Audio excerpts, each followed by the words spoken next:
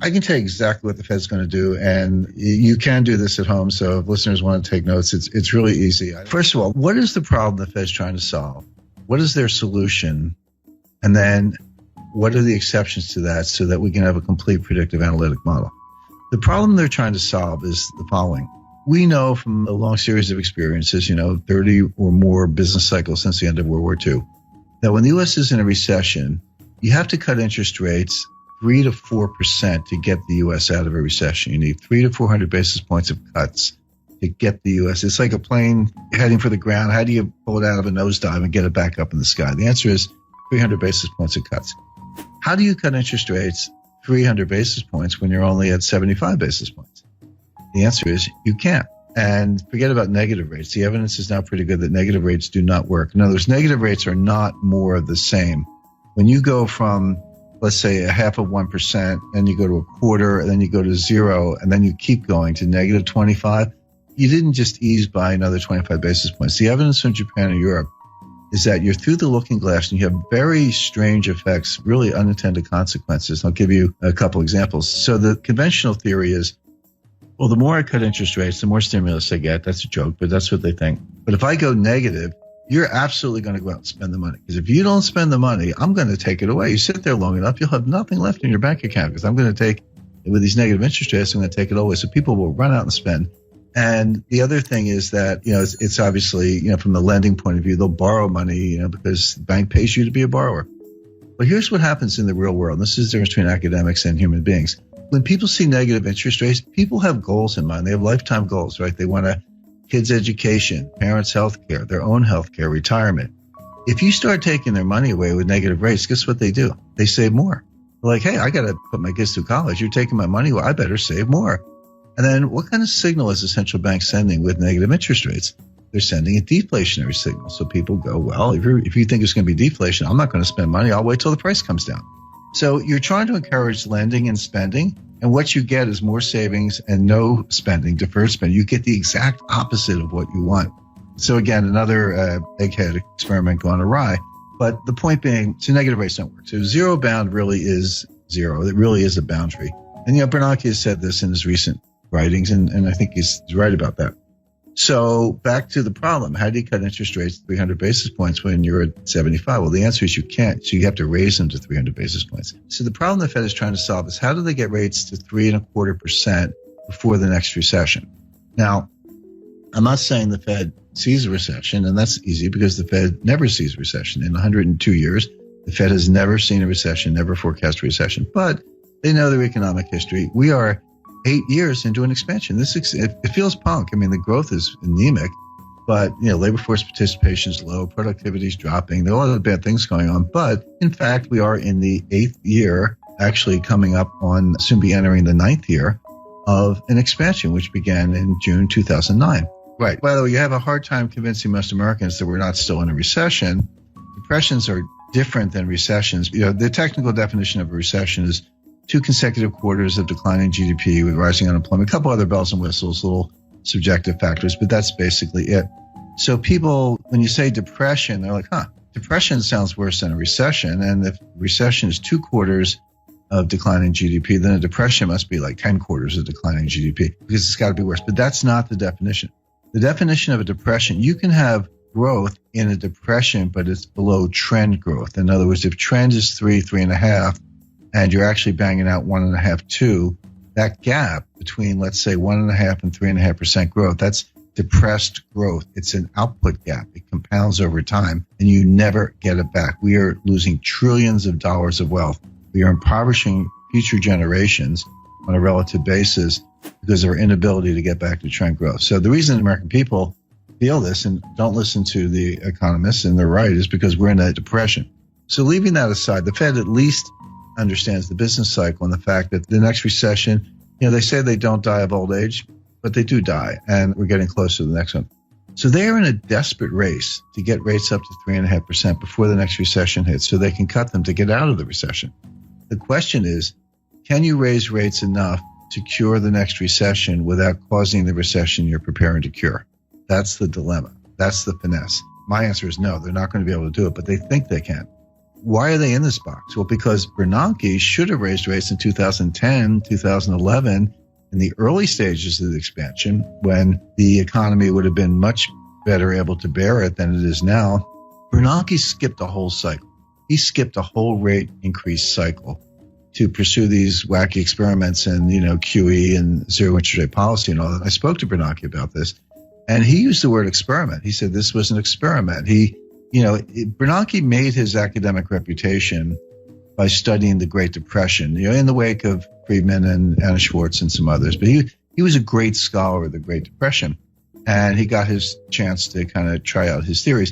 But what he told me was, he said 30 years from now, some new Ben Bernanke, some young scholar will look back and tell us if we did a good job or not. We actually don't know right now.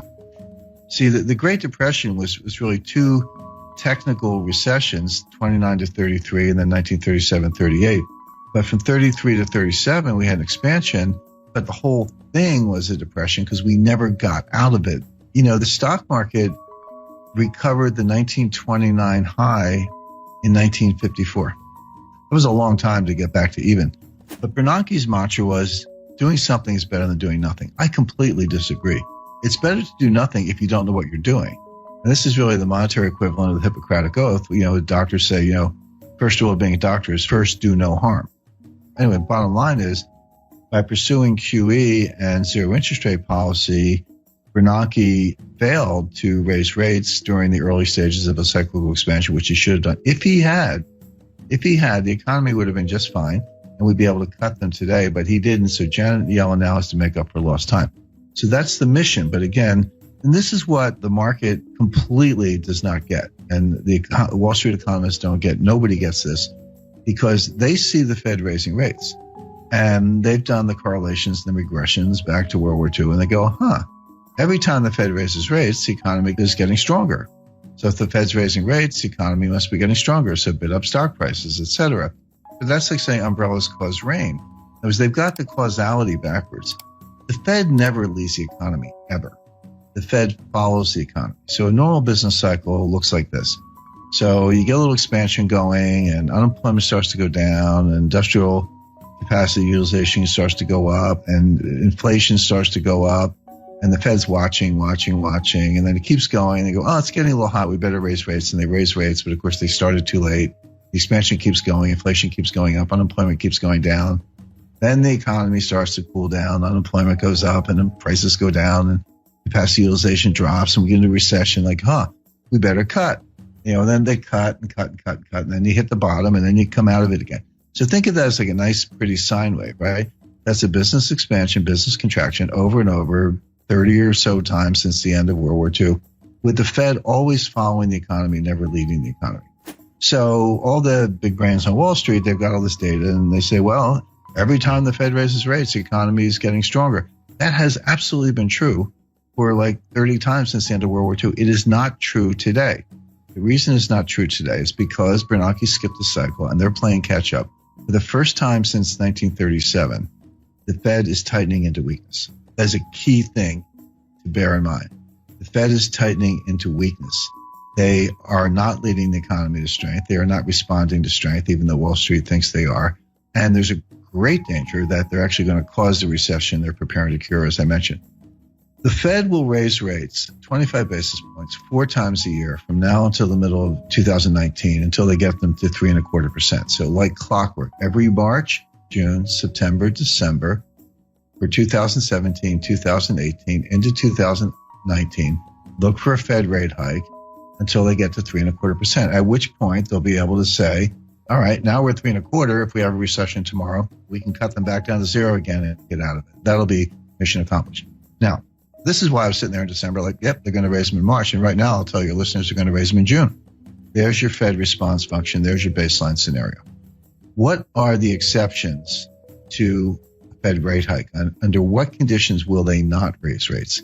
Because everything I just described to you, they've had in mind since March 2015, when Yellen took patience out of the statement. That was the end of forward guidance. And by the way, if you go back to 2015, I said they're not going to raise rates all year, and they weren't going to do the liftoff that people were looking for in March, June, September. And they didn't lift off in September because of the Chinese rate exchange devaluation. The stock market fell out of bed August 2015. Finally, they raised them in December 2015. And Wall Street was ready for March. I said, no. In June, no. September, no. It wasn't until December 2016 that they raised them the second time. So obviously, there are conditions under which they don't raise rates, notwithstanding the baseline scenario. So what are those conditions? There are three. Well, four, actually. So if you see job creation below 75,000, that will cause them to pause. By the way, pause is the key word. If you go home through the speeches, you'll see the word pause in Dudley's recent remarks. Pause is the Fed's jargon for we're not going to raise rates. We got the Jim scenario, which I took from the Fed. It's their scenario, or a technical recession. So, we're going to know Friday what the first quarter GDP is. It's pretty close to negative, but I'm not saying we're in a recession now. We might be. But if you see a recession, they'll pause. See job creation below 75,000, they'll pause. By the way, that's a very low bar. If you see a jobs report, see, this is the other thing that confuses Wall Street. You see a jobs report with 100,000 jobs. So Wall Street goes, oh, that report's really weak. The Fed's going to think twice. No, 75,000 is the number. Yellen told us that. It was in one of her speeches. You just have to be a geek like me and read all the speeches. So the third factor would be disinflation. So the Fed has this 2% inflation target. They missed it for 6 years. They're finally getting close to hitting it. By the way, I think the listeners know they use the PCE core deflator year over year. There's PPI and CPI and core, and a bunch of inflation indices, but we know what they use. PCE core deflator year over year. That actually has been getting close to 2%. But if you see it turn around, if you see that gap down to like 1.5, 1.4, 1.3, then they will pause. The last condition for the pause is a disorderly decline in stock markets more than 5%. If you see a 6, 7, 8% decline, so if the S&P went down 100 points, Fed doesn't care. Dow Jones goes down 1,000 points, Fed doesn't care. But beyond that, if you see the S&P start to go down 150 or the Dow start to go down 1,500 points in a disorderly way, it looks a little scary. It looks like there's no bottom. It looks like if you see that, they'll pause. So the Fed's going to raise like clockwork 4 times a year for the next 2.5 years, unless you see job creation below 75,000, disinflation, a technical recession. If you don't see one of those things, they're going to raise rates. And so right now, I don't see any of them. I mean, they could all happen, but it looks like, growth is going to be positive. Job creation's been decent, over 100,000. Disinflation is probably coming, but not quite here yet. And they'll want to see a couple months in a row. And the stock market's not crashing. So none of the pause conditions are in place. Therefore, they will raise rates. Simple.